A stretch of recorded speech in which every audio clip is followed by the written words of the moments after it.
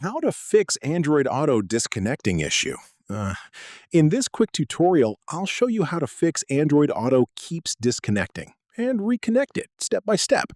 If this helps you out, make sure to like the video and subscribe for more Android Auto tutorials.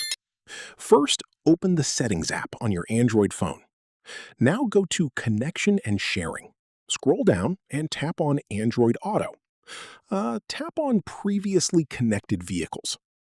Tap on the three-dot menu and select Forget All Vehicles, then confirm to remove them. Now go back and tap on Connect to Vehicle. You can connect using a USB cable or choose Connect using Bluetooth and pair your car again.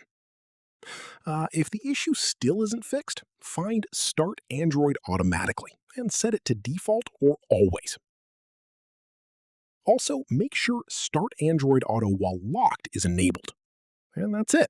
That's how you can fix Android Auto disconnecting issues easily.